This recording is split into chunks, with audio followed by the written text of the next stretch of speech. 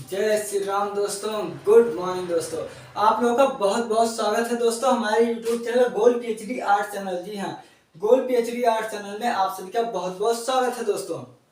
देखिए दोस्तों, आज हम जिस चित्रकार के विषय में चर्चा करेंगे उसका नाम है फ्रांजेलिको।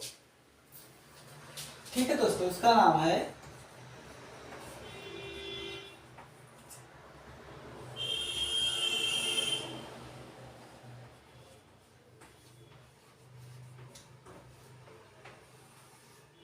दोस्तों फ्रांजेलिको।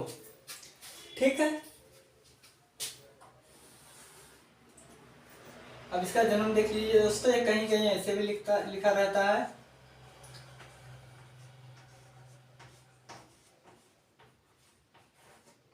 ठीक है दोस्तों, कहीं कहीं ऐसे भी लिखा होता है। ठीक है, फ्रांजेलिको।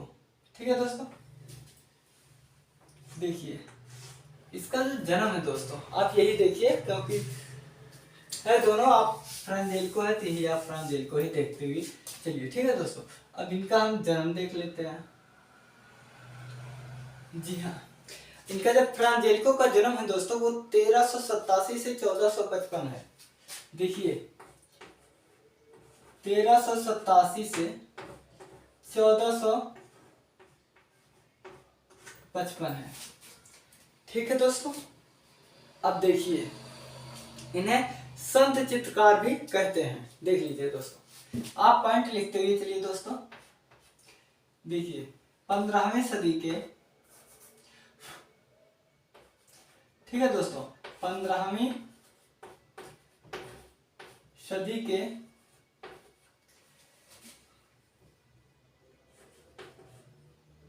इस चित्रकार को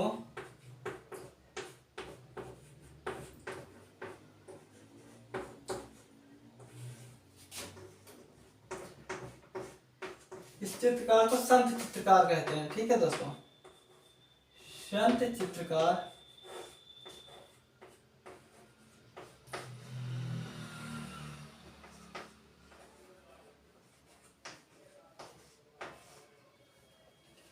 कहते हैं।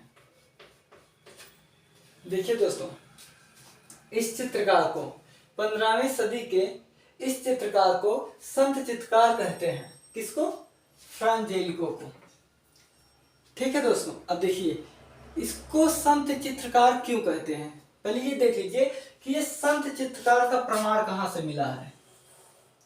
देखिए ये संत सभी किताबों में संत चित्रकार के बारे में नहीं दिया गया है। ठीक है, कुछ किताबों में वर्णन दिया गया है, क्योंकि 3-4 किताब हमारे पास है तो मैं पहले सर्च करता हूँ। ठीक है दोस्तों, तो ये आपकी जो है जो पाश्चात्य कला है ममता चतुर्वेदी की, ये उसमें जो है संत चित्रकार है। ठीक है दोस्तों, चलिए देखिए इन्हें संत चित्रकार क्यों कहते हैं। देखिए ये ईसाई धर्म के अधिकारी होने के कारण इन्होंने इनकी अपनी जो कला था वो इन्होंने धर्म के, ठीक है, इन्होंने धर्म के प्रचार पर उसको लगाया था, इसलिए इनको जो है संत चित्रकार कहते हैं। देखिए इन्होंने ये ईसाई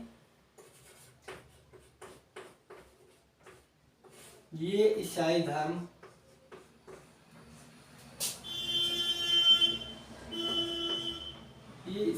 देखिए दोस्तों, ये ईसाई धर्म के अधिकारी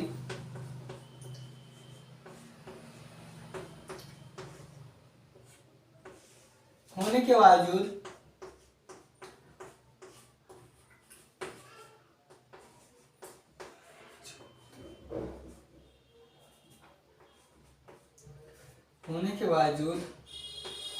भी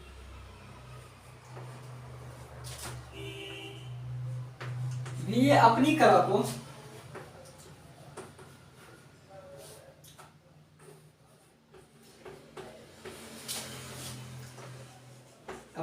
को धर्म प्रचार हेतु लगाया, तभी से लगाया। यहीं से लोग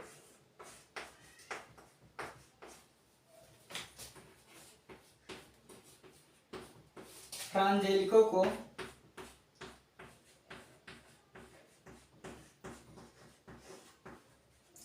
ठीक है दोस्तों, फ्रांजेलिको को संत चित्रकार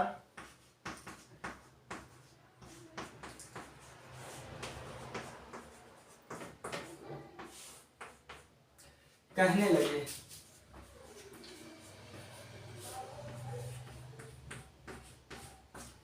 या संतकार के रूप में, संत चित्रकार के रूप में ये प्रसिद्ध हो गए। देखिए 15वीं शताब्दी के इस चित्रकार को संत चित्रकार के नाम से भी जानते हैं या संत चित्रकार कहते हैं। ये ईसाई धर्म के अधिकारी होने के बावजूद, ठीक है, होने के बावजूद भी ये अपनी कला धर्म प्रचार हेतु लगाया। यहीं से लोग फ्रांजेलिको को संत चित्रकार कहने लगे। ठीक है दोस्तों, ये बहुत ही इंपॉर्टेंट पॉइंट है। ठीक है दोस्तों, आप इसे लिख लीजिए, कंठस्थ कर लीजिए। अब एक पॉइंट और है दोस्तों, ठीक है, एक पॉइंट और है, ऐसे ही है जो आपको हर जगह नहीं मिलेगा, लेकिन ये बहुत इंपॉर्टेंट है। देखिए दोस्तों, ये परीक्षा में पूछे जा चुके हैं जो मैं बता रहा हूं, ठीक है, इसलिए आप इस पर फोकस कीजिएगा। देखिए वह कौन सा चित्रकार था जो ईसा मसीह, ईसा की जो सूली है, जो ईसा भगवान को जो है जब सूली पर लटकाए थे, तो वो कौन सा चित्रकार है जो उनका चित्रण करते समय, बनाते समय जो है, जब तक बनाता था तब तक वो रोता था। ठीक है, देखिए वह कौन चित्रकार है?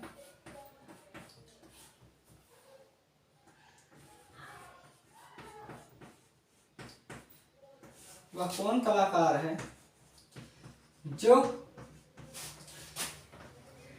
ईसा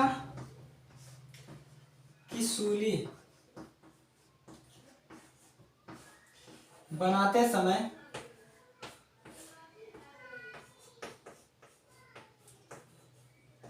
रोता ही रहता था?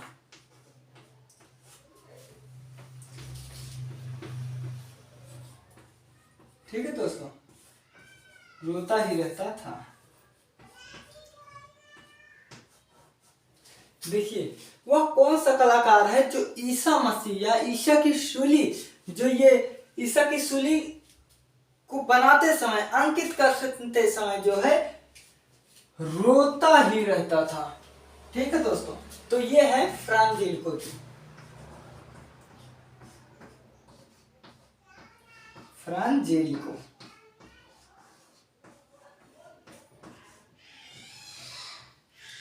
ठीक है दोस्तों, देखिए फ्रांजेलिको का जन्म 1387 से 1455 में हुआ था। यह 15वीं शताब्दी के संत कलाकार या संत चित्रकार के नाम से जाने जाते थे, क्योंकि ये ईसाई धर्म के, ठीक है, ईसाई धर्म के अधिकारी होने के बावजूद इन्होंने अपनी कला को जो है धर्म प्रचार के लिए लगाया दोस्तों। ठीक है, यहाँ तो गांव घर में अगर कोई सरकारी नौकरी पा जाता है तो वो ठीक से बोलता नहीं है, पर ठीक है ना, वो तर्क उठाने लगता है अपने धर्म पर। लेकिन ये अक्सर हिंदुओं में ही होता है, उन सब में नहीं होता है, क्योंकि सबसे नकारे हिंदू ही होते हैं। ठीक है, देखिए ये ईसाई धर्म के अधिकारी होने के बावजूद भी ये अपनी कला धर्म प्रचार हेतु लगाया। यहीं से लोग फ्रांजेलिको को संत चित्रकार कहने लगे। पहला। दूसरा पॉइंट, वह कौन सा कलाकार है? ठीक है, वह कौन सा कलाकार है जो ईसा की सूली बनाते समय रोता ही रहता था? तो वो है फ्रांजेलिको जी। ठीक है दोस्तों, अब हम आगे इनके बारे में बताते हैं। चलिए दोस्तों, आपने संत चित्रकार फ्रांजेलिको को क्यों कहते हैं, आपने ये नोट किया है, याद किया या इसके बारे में आपने जानकारी प्राप्त की। और दूसरा, वह कौन सा चित्रकार था जो चित्र बनाते समय रोता ही रहता था? ठीक है दोस्तों, अब देखिए इसके आगे कला का प्रभाव, फ्रांजेलिको की कला प्रभाव। ठीक है दोस्तों, देखिए ये गोथिक कला, अब देख लीजिए गोथिक कला के जो चर्च थे ना दोस्तों, ऐसे ऐसे चर्च थे।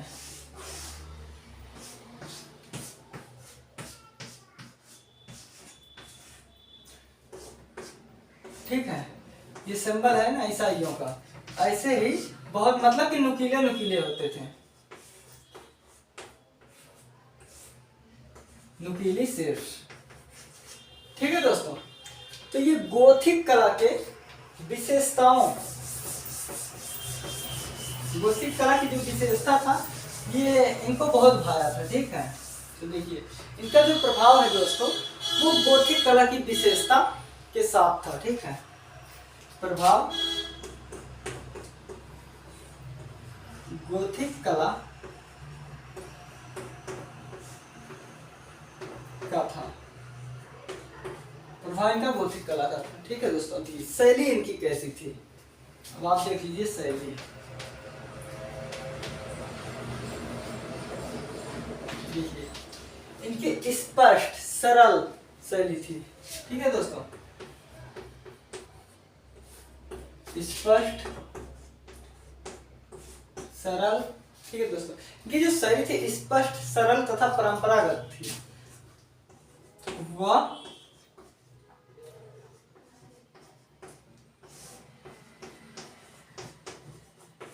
ठीक है दोस्तों, इनकी जो शैली थी सरल स्पष्ट व परंपरागत थी, गत्था या थी, जिससे लोग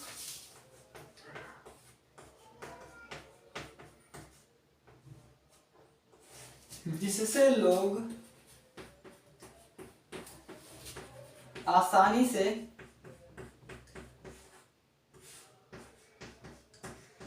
समझते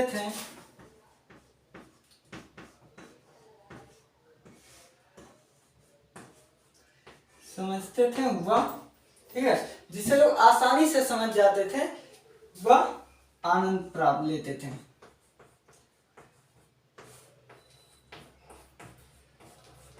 देखिए दोस्तों, कोई चीज जब हम और आप समझेंगे तभी उसका आनंद ले पाएंगे।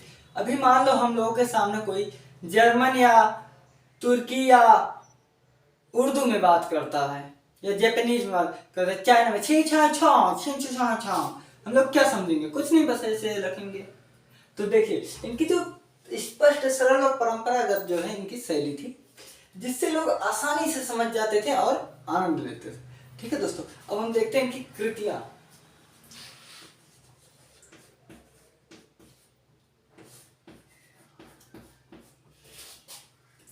शैली कृति।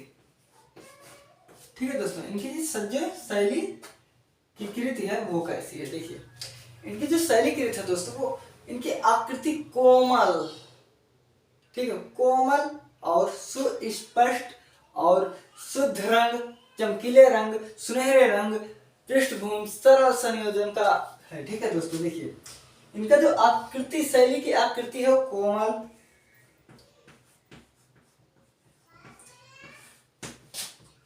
सरल, शुद्ध रंग,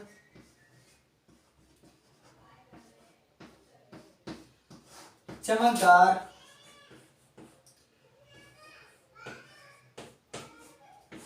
चटकीला,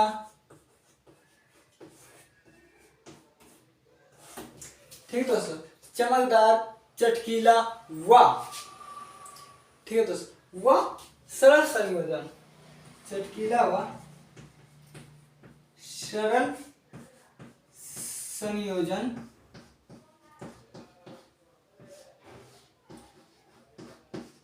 था। ठीक है दोस्तों, वह सरल संयोजन था। अब हम इनकी जो है कृतियां देख लेते हैं। ठीक है दोस्तों, मिटाते हुए चलते हैं। कला का प्रभाव गोथिक कला का था। उसके बाद इनकी शैली स्पष्ट सरल परंपरागत थी, जिससे लोग आसानी से समझ जाते थे और आनंद लेते थे। ठीक है दोस्तों, इनकी शैली की जो आकृति थी दोस्तों, कोमल, सरल, शुद्ध रंग, चमकदार, चटकीला वह सरल संयोजन था। ठीक है दोस्तों, अब हम इनके चित्रों के बारे में देखते हैं। प्रसिद्ध चित्र या श्रेष्ठ चित्र।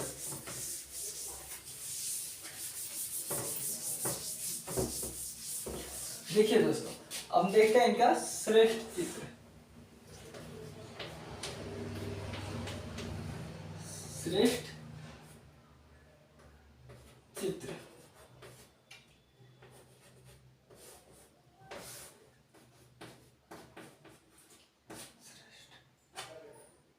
श्रेष्ठ चित्र। ठीक है दोस्तों, देखिए अब इनकी जो श्रेष्ठ चित्र है उनमें से लगभग इन्होंने लगभग 50 चित्र बनाए हैं। कितने? 50। देखिए इन्होंने लगभग 50 चित्र बनाए थे या बनाए हैं। ठीक है दोस्तों, ये प्रमाण मिलता है इसलिए बनाए हैं। इन्होंने 50 चित्र बनाए हैं लगभग। अब देखिए उसमें जो प्रमुख है मिस्र, ठीक है, मिस्र से पलायन,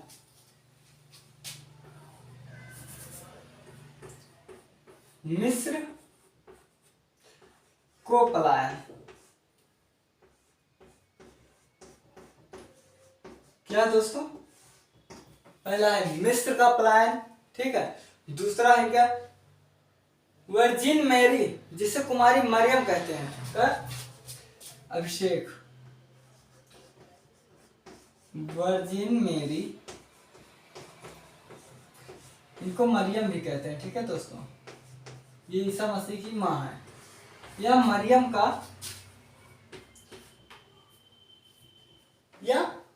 का जो है दोस्तों वो है अभिषेक, मरियम का अभिषेक। ठीक है दोस्तों, मरियम का अभिषेक हो गया। अब इसके बाद आप आओ भविष्यवाणी।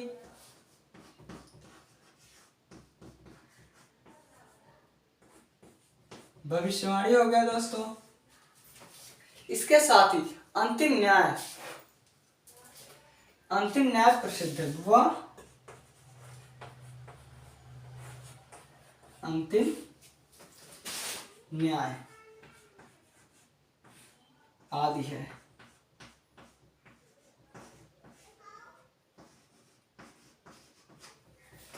ठीक है दोस्तों, ये हो गया इनकी चित्र। अब देखिए ये रोम के, ठीक है, ये रोम के जो है वेटिकन गिरजाघर में भी चित्रित किए। ये रोम के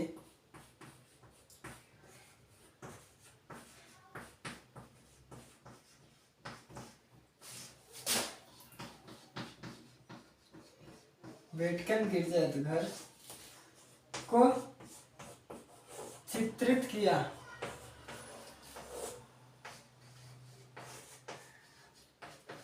ठीक है दोस्तों, ये जो है रोम के जो वेटिकन गिरजाघर है इन्होंने इसको चित्रित किया। ठीक है दोस्तों, तो आपने इस वीडियो में आप देख लीजिए इन्होंने 50 चित्र बनाए जिसमें मिस्र को जाते हुए मिस्र का पलायन, वर्जिन मैरी या मरियम का अभिषेक, भविष्यवाणी या अंतिम न्याय है। देखिए दोस्तों, एक अंतिम न्याय इनका है फ्रांजेलिको का, एक अंतिम न्याय जो है माइकल एंजेलो का है।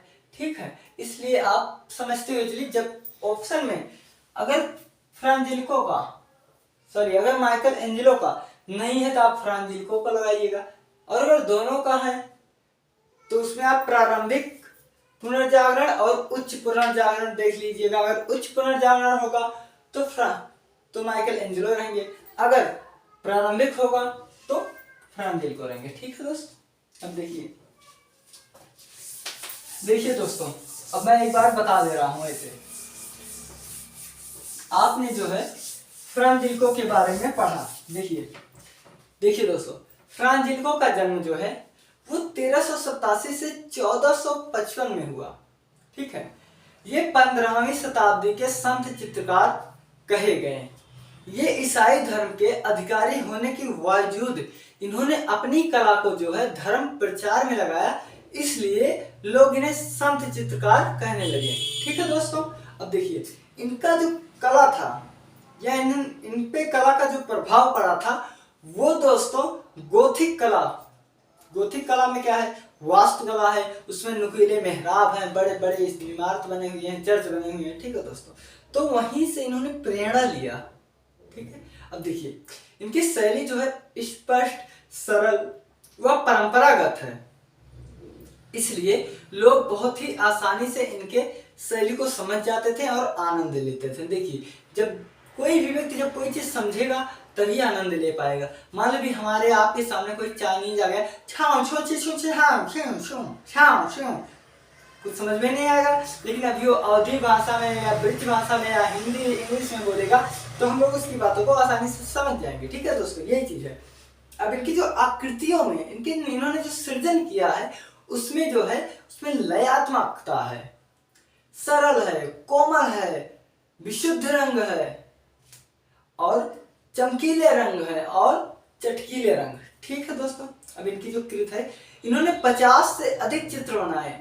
उनमें से मिस्र को पलायन है, एक वर्जिन मेरी यानी कि मरियम का अभिषेक और भविष्यवाणी तथा अंतिम न्याय चित्र इनकी श्रेष्ठ है। ठीक है दोस्तों, और इन्होंने रोम के वेटिकन गिरजाघर को भी चित्रित किया। हम लोगों ने फ्रांजिल्को के बारे में इतना अध्ययन किए हैं। ठीक है दोस्तों, अब हम चलते हैं, आपको बताएंगे उच्च पुनर्जागरण। ठीक है दोस्तों, उच्च पुनर्जागरण वो अगले वीडियो में बताते हैं। ठीक है दोस्तों, तब तक के लिए दीजिए विदा, मिलते हैं अगले वीडियो में। जय श्री राम दोस्तों।